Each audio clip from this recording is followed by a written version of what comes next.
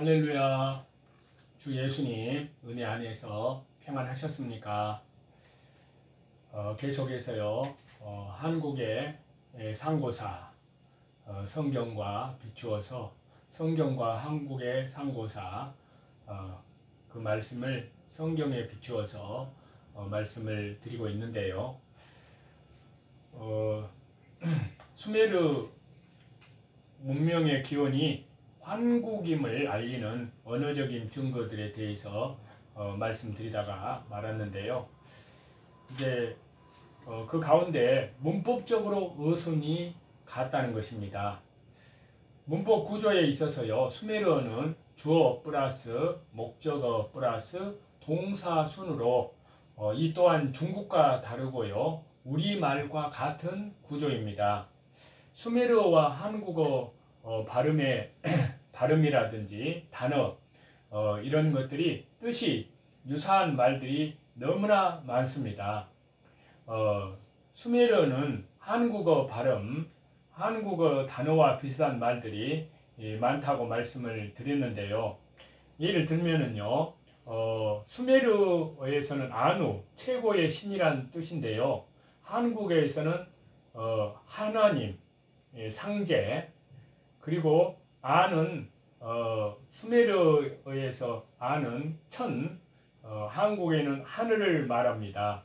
그 다음에 수메르어에서는 길을 한국어에서 길 똑같고요. 그 다음에 수메르어에서 라, 뭐뭐에서, 그런데 한국어 조사로 로에 해당되는 말입니다. 그 다음에 수메르어에서는 아비, 아버지라고 하는데요. 우리 한국어에서도 아비부자 써서요, 같습니다. 그 다음에 니무, 수메르어에서는요, 님인데, 우리 한국어에서는 님, 사람, 님, 같습니다. 그 다음에 수메르어에는 우루를 갖다가 우리라고 하는데요, 한국어에 우리와 같습니다. 또, 수메르어에는 보면은 나락, 벽시를 나락이라고 하는데요. 우리 한국어에서도 나락, 벽시, 곡식이라고 그럽니다. 또 수메르어에서는 밝음을 말하는데요. 한국어에는 밝음입니다. 그 다음에 수메르어의 밭인데요. 한국에서는 밭이라고 하잖아요. 그 다음에 수메르어에서 나 1인칭을 한국어에서도 나 그럽니다. 그 다음에 수메르어에서 3인칭 그를 한국에서도 그 똑같습니다. 3인칭. 그 다음에 수메르어 1인칭 이, 또 한국어의 이 지시대명사 같습니다. 또 수메르어에서는 엄마를 한데 우리 한국어에서도 엄마 그러잖아요. 그 다음에 수메르어에서는 칼이라고 하는데 우리 한국어 칼과 같습니다. 그 다음에 수메르의 달, 하늘에 떠있는 달, 똑같이 한국어도 달입니다. 그 다음에 북쪽을 북할 때 수메르에서도 북 그럽니다. 우리 한국어 같고요. 그 다음에 수메르에서 뭐뭐부터, 그런데 한국어와 뭐뭐부터와 같습니다. 이러한 언어적 증거들, 또한 수메르가 환국과 긴밀한 관련을 갖고 있다는 것을 알 수 있고요. 환국에서 기원한 문명이었음을 알게 합니다. 수메르 문명이요. 수메르 문명의 기원이 환국임을 알리는 기타의 여러 증거들이 있는데요. 그 가운데 머리 양식의 상투 문화입니다. 수메르와 한국의 동질성은요, 의식주 문화와 생활 풍습에서도 나타나는데요. 1923년부터 우루를 발굴하여 대홍수의 흔적을 발견하는 것으로 유명한 영국의 고고학자 울리가요. 이 울리라는 학자는 1850년에서부터 1960년까지 생존했던 학자입니다. 그 학자가 당시에 우루의 묘지에서 황금으로 만든 두 자루의 단도를 지닌 왕의 유호를 발견하였고요. 그 왕은 황금 투구를 쓰고 있었는데 머리카락을 뒤에서 묶어 상투를 틀고 있었다고 합니다. 상투는요 동방 한민족의 독특한 머리형이 아니냐 하는 겁니다. 그래서요 수메르인들은요 안키 즉 하늘과 땅 천지 사상을 가지고 있었습니다. 왕들의 왕권은요 천상에서 내려온 것에 근거하는데요. 그런데 이들의 머리 형태는 머리 꼭대기가 상투를 틀고 있음을 볼 수 있는데요. 상투 문화라는 것은요 지금 사람이 볼 때 옛날 우리 할아버지들이 봉건 잔재로서 머리에다가 송곳을 받고 동곳을 받고 머리를 틀어 올린 것으로 알고 있는데요. 그렇지만 이에는 시온 문화 시대에 인류가 추구했던 삶의 유일한 목적이 담겨 있습니다. 그렇다면 상투란 무엇일까 하는 겁니다. 상투의 상은요 윗상자를 써서 그 의미를 가지고요. 두는 북두칠성의 의미와 관련됩니다. 태고의 동서, 인류 시온 문화시대에는요. 인간의 삶의 유일한 목적이 대우주를 다스리시고 창조하신 바로 참 하나님이 계신 북녘 하늘과 마음과 영혼과 몸을 하나 되게 주파수를 맞추는 데 있었다고 합니다. 이 같은 견지에서 상투 문화가 생겨났고요. 그 잔재가 지속되어 온 것입니다. 또 우리나라 60년 주기요. 60진법을 사용하는 것도 바로 수메르 문명의 기원이 환국임을 알리는 기타의 증거들이라고 할 수 있는데요. 자, 수메르인들은 60진법을 실생활에 적용을 시켜서 사용을 하였는데요. 이는 10천간과 12지지의 최소 공배수 60년을 한 주기로 하여서 자연스럽게 사용하는 우리의 문화와 분명한 연관이 있습니다. 사실상 중국과 그 이전의 고대 한국 역사에서 60진법은요. 수메르 문명 이전부터 사용되었다고 단언할 수 있습니다. 이 또한 수메르가 환국에서 유래하였음을 알게 해준다고 할 수 있는데요. 또 수메르 문명의 기원이 환국임을 알려주는 기타 증거들 가운데요. 학교에서는 선생을 학교 아버지라고 부릅니다. 자, 수메르인들은 특이하게요. 학교 선생을 학교 아버지 그리고 학생을 학교의 아들이라고 불렀습니다. 동양에서만 볼 수 있는 임금과 스승과 아버지를 동일시하는 군사부 사상을 그들도 가지고 있었다는 것인데요. 이는 동양의 삼신 문화에 뿌리를 둔 군사부 일체, 문화의식의 표출로서요. 서양의 도덕주의, 윤리의식에서는 찾아볼 수 없는 그러한 사상입니다. 또 결혼 전에 함을 지는 풍습이 그렇습니다. 고대의 수메르인들은요. 결혼 풍습에 한국 사람들처럼 결혼 전에 함을 지는 풍습이 있었습니다. 또 불함 문화인데요. 저기 환단곡이라는 거기에 보면은 이런 내용이 있습니다. 김상일은 채남선의 불함 문화론을 바탕으로 고대 수메르인과 한민족은 불함 문화라고 하는 공통 문화권 속에 살았다고 주장을 합니다. 이는 산악 이름 중에 상당수가 공통적으로 발글 박자를 쓰는 것에 연유한 것으로 채남선은 이러한 동북아의 문화를 불함 문화, 불함은 박의 한자 전음이라고 할 수 있는데요. 이렇게 불렀다는 것입니다. 불함 문화는 인류의 가장 오래된 문화일 뿐만이 아니라 그 발달 계통으로 볼 때에 가장 넓은 지역에 분포되어 있던 문화이다라는 것인데요. 이 불함 문화권이 곧 환국인데요.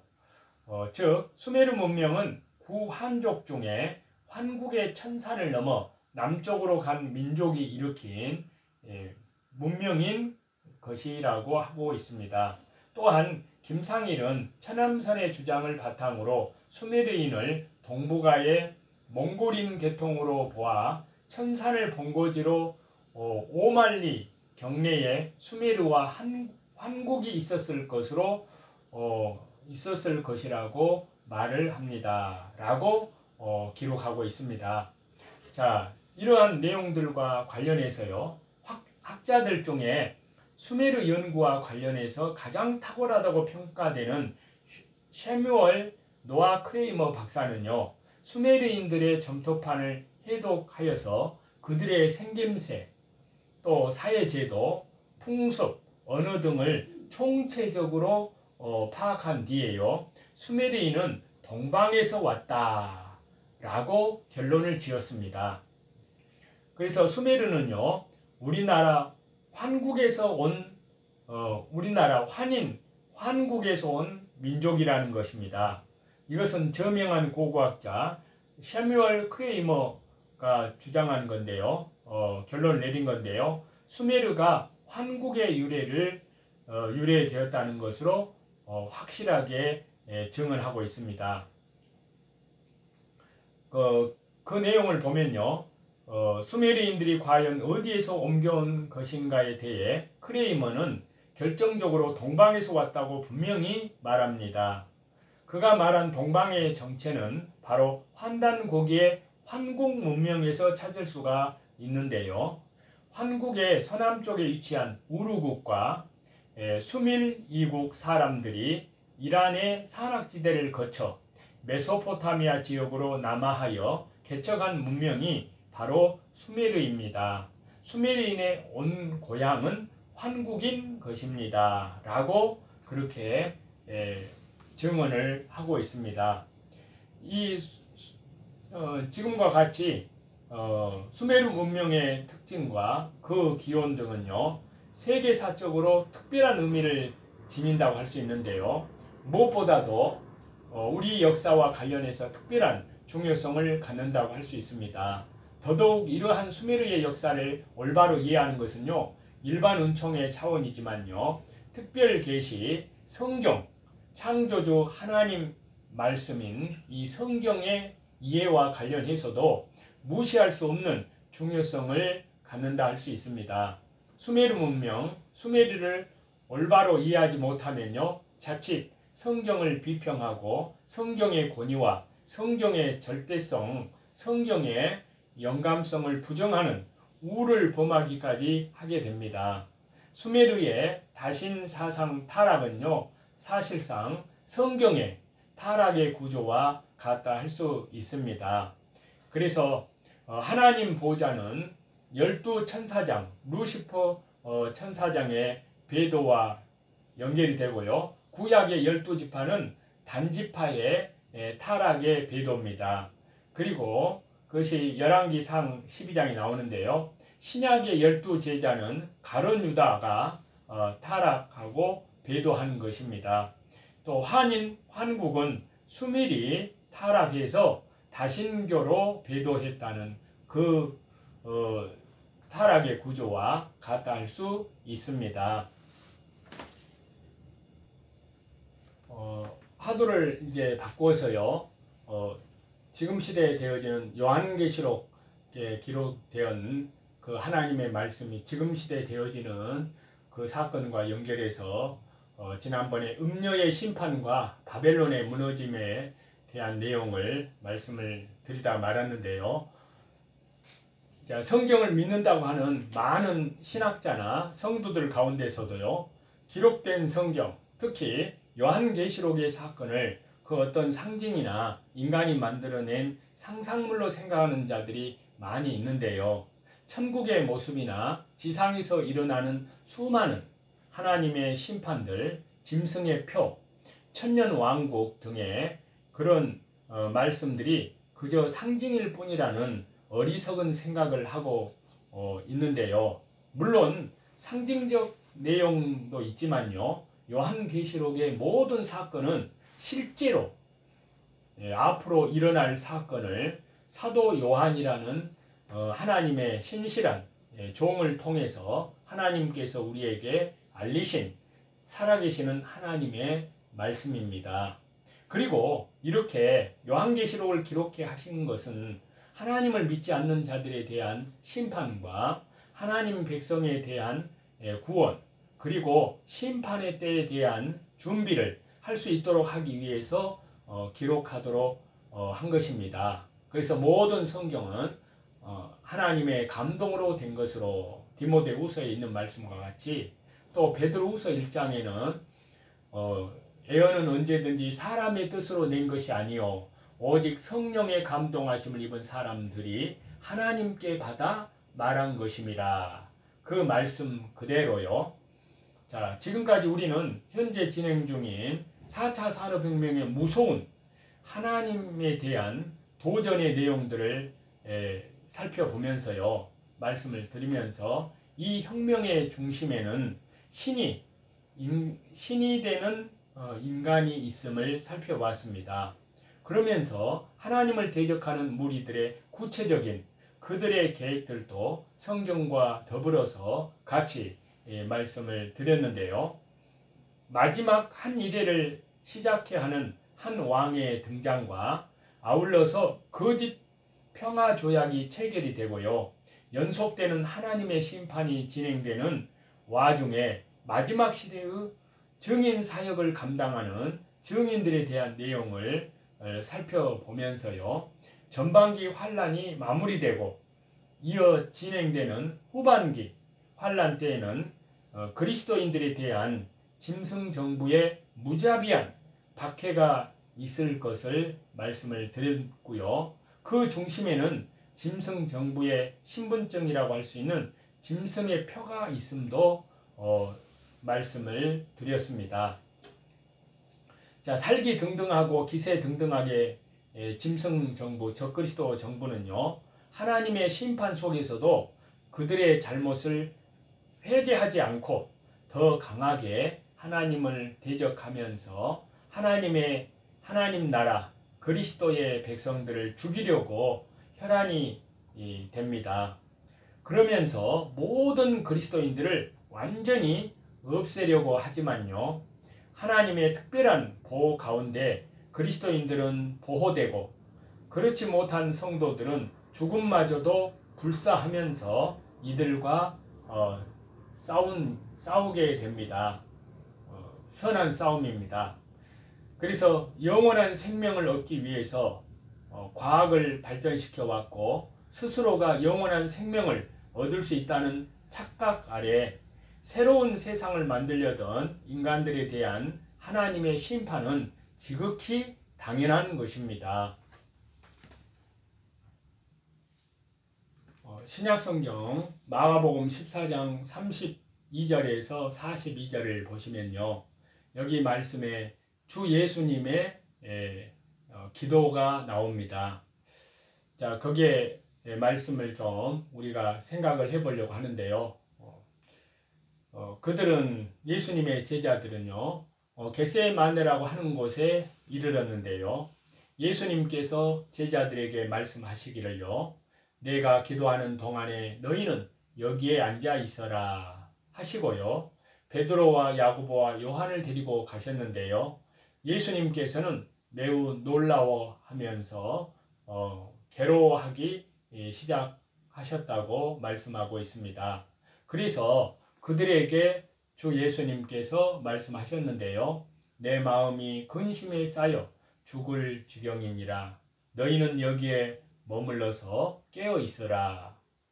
그리고서 조금 나아가서 땅에 엎드려 주님께서 기도하시기를요, 될 수만 있으면 이 시간이 주 예수님 자기에게서 비껴가게 해달라고 하셨는데요, 예수님께서는 이렇게 말씀하셨습니다. 아버지께서는 모든 일을 하실 수 있사오니 내게서 이 잔을, 그러니까 십자가 고난의 잔을 거두어 주십시오 라고 기도했습니다. 그러나 내 뜻대로 하지 마시고 아버지의 뜻대로 하여 주옵소서 라고 기도하셨습니다. 그런 다음에 돌아와서 보시니까요, 제자들은 자고 있었습니다. 그래서 베드로에게 주님께서 말씀하셨는데요. 시몬아, 자고 있느냐? 1시간도 깨어 있을 수 없느냐? 너희는 유혹에 빠지지 않도록 깨어서 기도하여라. 마음은 온하지만 육신이 약하구나. 라고 말씀하시고요. 예수님께서 다시 떠나가셔서 같은 말씀으로 기도하시고 다시 와서 보시니까요. 그들은 자고 있었습니다. 그들은 졸려서 눈을 뜰 수가 없었던 것입니다. 그들은 예수님께 무슨 말로 대답해야 할지를 몰랐습니다. 예수님께서 3번째 와서 그들에게 말씀하셨는데요. 남은 시간을 자고 쉬어라. 그 정도면 넉넉하다. 때가 왔느니라. 보아라, 인자는 죄인들의 손에 넘어가노라. 일어나서 가자. 보아라, 나를 넘겨줄 자가 가까이 왔느니라. 라고 말씀하십니다. 자, 예수님께서는요, 겟세마네에 이르러서 기도하시면서 십자가의 고난의 잔을 앞두시고요, 그동안 제자들에게 깨어있으라고 말씀을 하셨습니다. 예수님은 자신에게 주어진 잔을 거두어 달라고 기도하시면서도 아버지의 뜻대로 되기를 구하십니다. 예수님은 제자들에게 유혹에 빠지지 않도록 깨어 기도하라고 하셨지만요, 그들은 계속 잠들어 있었습니다. 기도를 마치신 예수님은 자신을 넘겨줄 자가 가까이 왔다고 말씀하십니다. 유혹에 빠지지 않으려면요, 저와 여러분이 기도해야 합니다. 예수님께서 겟세마네 동산에서 기도하신 내용을 보면요, 의구심이 들기도 하는데요. 예수님은 십자가를 지기 위해 오셨고 또 이미 그 모든 것을 다 아시는데도 마치 십자가를 피하고 싶어서 기도하시는 것처럼 느껴지기 때문인데요. 그러나 사실 이 장면은요, 십자가의 무게가 얼마나 무겁고 두려운지를 간접적으로 보여주는 것이라고 할 수 있습니다. 예수님도 십자가의 시험을 이기기 위해서 기도하셨다면 저와 여러분, 우리는 유혹에 빠지지 않기 위해서 얼마나 기도에 전념해야 되겠는지를 마음속 깊이 새겨봅니다. 오늘 저와 여러분의 기도의 생활을 점검해 봤으면 너무나 하나님 앞에서 좋겠다는 그런 생각을 해봅니다. 깨어서 기도하고 있는지, 그렇지 않다면 시간과 장소를 정해서 기도하고 항상 늘 깨어있는 삶, 주 예수님의 재림을 향하여 그렇게 나아가시는 저와 여러분이 다 되시기를 우리 주 예수 그리스도 이름으로 간절히 축원합니다. 찬송 드리시겠습니다.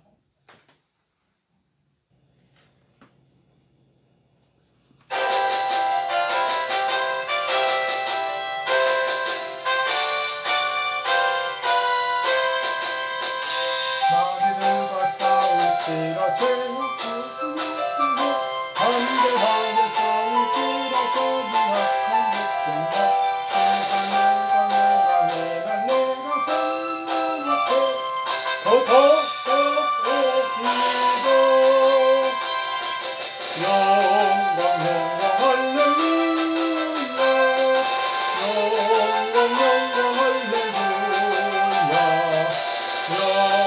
영광 할렐루야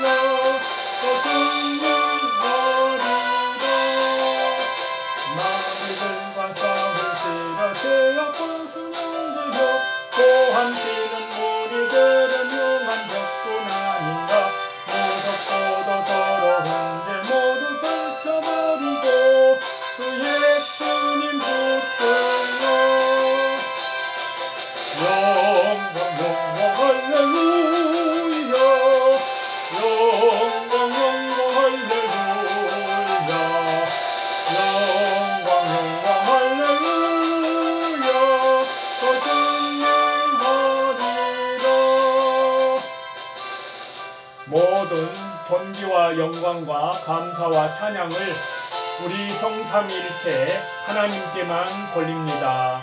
오늘도 말씀 중심으로, 기도 중심으로, 예배 중심으로, 밖으로는 전도 중심으로 하나님 나라의 신실한 백성들로 우리 주 예수 그리스도의 재림을 향하여 그리스도의 순결한 신부들로 예비함이 되어지는 귀한 하루가 되시기를 우리 주 예수 그리스도 이름으로 간절히 축복합니다.